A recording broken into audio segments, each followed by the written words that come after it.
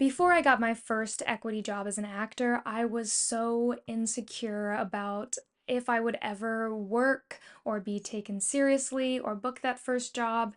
And today I'm going to share with you the story that changed everything. If you're a non-union actor, especially listen up, and I'm going to give you a few tips on how I went to a New York City open call and booked the role as a non-union actor. So a little bit of context. Back in 2023, I had just gotten rejected from a lot of MFA programs, and I decided I needed a break from acting. Stay with me, I promise this is relevant. So me and a good friend of mine decided that we were going to produce our own play in the park. It was going to be Romeo and Juliet. She was going to play Romeo, I was going to play Juliet. Later on, I decided that I wanted to direct the project, so we did do that. It was the first time I'd ever produced something independently outside of school. It was very intimidating and scary and just a ton of work, but we did it. We raised $5,000 on Seed and Spark to mount this production, and it was just one of the most incredible things that I have ever been a part of. We hired our friends, we were able to pay them a stipend. It was just a beautiful, beautiful time, and it really helped me like reclaim my own artistry and my confidence as a theater maker. So after that all came to an end, I realized I was ready to take a swing at auditioning again. But by this time, we had done the play in spring, so by this time it was the summer, and this was the first open call that I was going to go to since being a director for a while. And I found that I was very excited to get back to acting because after being behind the table and kind of putting this show together, there was a couple of things that I was reminded of in a different way. That's kind of hard to have perspective on when you're in class, or when you're constantly going to auditions, when you're constantly getting feedback on your work as an actor. And just that, like, when you're watching an actor work, you so deeply want the best for them, and you just want them to come in with confidence and just know the character and know what they're doing. And like, even if they make mistakes, even if they go in the wrong direction, you just want them to really commit. So yeah, it just kind of gave me like a different perspective and kind of refreshed for me how simple acting can be and how easy it can be. So I went to this open call for an off-Broadway play, and I was definitely right for this role. I read the character description and what she was about, and immediately I was like, oh, I know this person, I can nail this. They had posted what monologue they wanted us to audition with, which was really helpful. I definitely had that thing memorized going in. I was like, this job is mine. I am so ready for this. I showed up at 5 a.m. and I did not see another soul there until 7 a.m. I was going crazy. I was like, oh God, is this still a thing? Like, is there some other system that I don't know about? But yeah, I mean, it just took a while for everyone else to show up, but honestly, I think it was a mixture of things.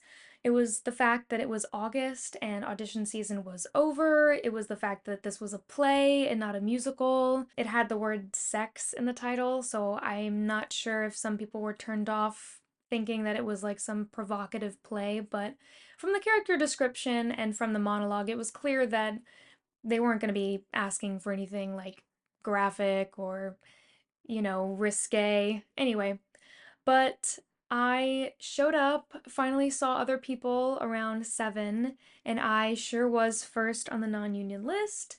Even the equity people, like there weren't that many people at the call.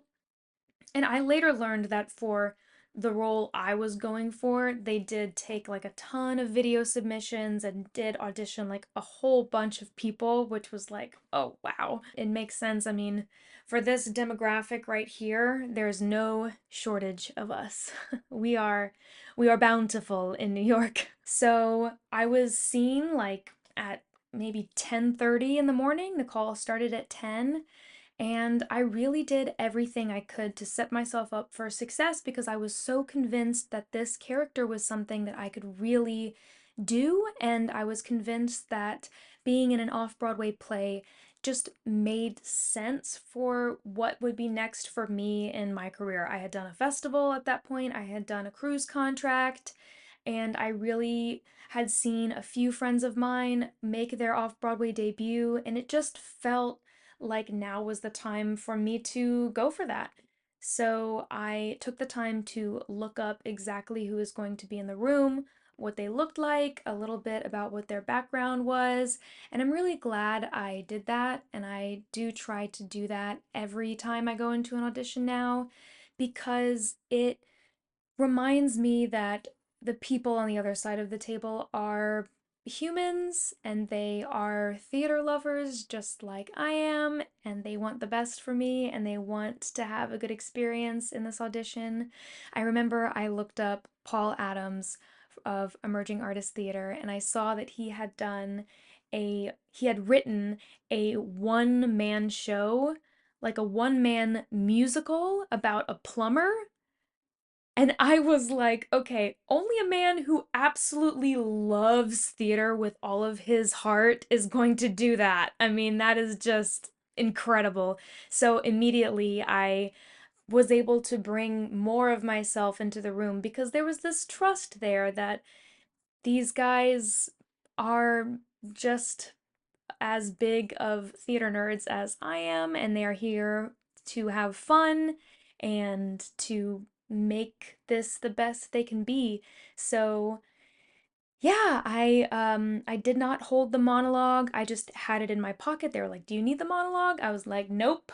I got it." I grabbed my chair, I sat my butt down, and I just kind of took a moment and really settled in and went into the character, and I knew that they probably weren't going to put me in like a put the show in like some huge house. I mean, off Broadway is like a very limited number of seats, so I kind of kept it small and focused and real and just, you know, showed them my interpretation of what this character was. And uh, I had like one word flub up and in the middle of it, and I like kind of had to like stop myself and go back, but it wasn't like a big thing. It was just like a, oh, let me go back. And then I just finished it through to the end, and it felt really good. And as I was leaving, I actually ran into Paul as I was getting on the elevator, and he was like, "Hey, I really appreciate you coming in memorized. It really shows your commitment to the project,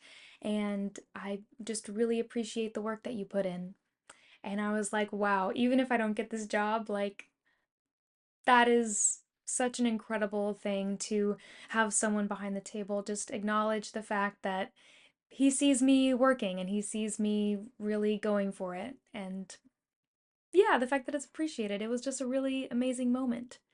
So, cut to like a couple hours later, I'm at my job and I get the email saying they want to see me for a callback in a couple days. And they gave me a few more sides, and I was like, oh my God, this is it. Like, I am getting this. So, I did the same thing a few days later. I memorized the sides, I dressed in something that suggested the character, and I just went in and like nailed it.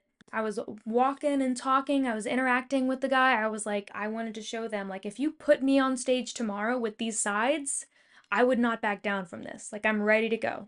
Put me in, coach. That is the energy I was leading with. I thought it went well. There weren't a ton of girls going out for Cassidy at the callback. There was just like a solid maybe, I don't know, eight.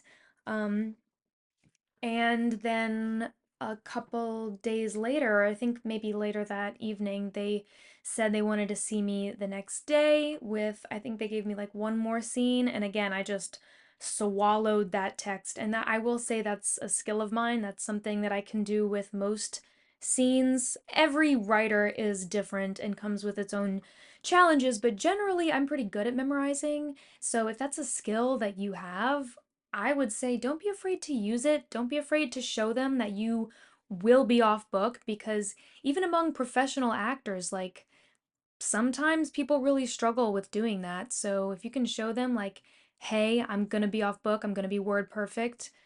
Why not lead with that in the audition? So yeah, the last callback I was playing with a couple of different leading actresses who were going to be the lead in the show, and I didn't see any other people who would be going out for my role.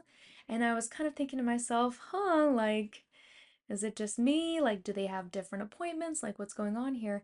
And sure enough, after me and who the woman who ended up being my co-actor in the show were done reading together, they gave us the job in the room. And that moment of realizing, like, you have booked your first equity contract, it was unreal. It was unreal. And I couldn't even believe it. I just sat there like, oh my God, this is so validating. And I just felt like this weight lift off my shoulders of like, oh my God, this is possible. Like, I can do this. That's crazy? So it was really incredible. And the people who I worked with on that show were so kind and so supportive, and they still support me in things that I have done after that show, and I've gotten more opportunities from working with them. So, yeah, it was just like a great experience. The show was actually in rep with two other shows, so I was able to keep my full-time job as a barista and be going and doing the play after work a lot of days. That was the job that allowed me to eventually join the union, which I did this past year at the end of, like, in the middle of 2024. If you are a non-union actor, don't give up. And if you know you can nail a job, go in there and show them that you can nail it.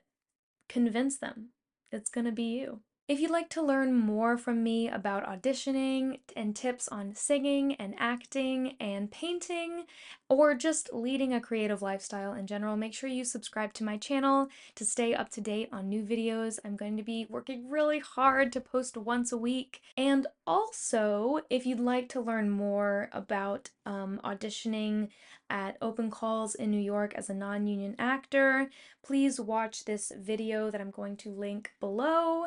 The only thing I'll say is that I talk about paper lists that you can sign up for, and I just went to an audition this morning and I learned that they are not doing the unofficial written lists. It's just standing in line outside the building, and then you go up in batches up the elevator and wait in line in the waiting room, and then that's when you can put your name down on the official non-union list, is when the monitor is in the room. Keeping this in mind, don't let people cut you, guys. I should have said something today. This girl, like, showed up real late and, like, just kind of casually joined her friends. And me, like, I'm in the union, so it doesn't really affect me, but it does affect other people around me. So, yeah, look out for that. Stick up for yourselves. It's not a rude thing to be like, hey, just a reminder, the end of the non-union line is right over there. Thanks, because we're not having pen and paper anymore, so I'm just not sure how that's going to change the dynamic. So good luck with that. Thank you for watching, and please subscribe and give me a like and a comment. I would really appreciate it. Alrighty. Well, that is my tale. Bye, guys.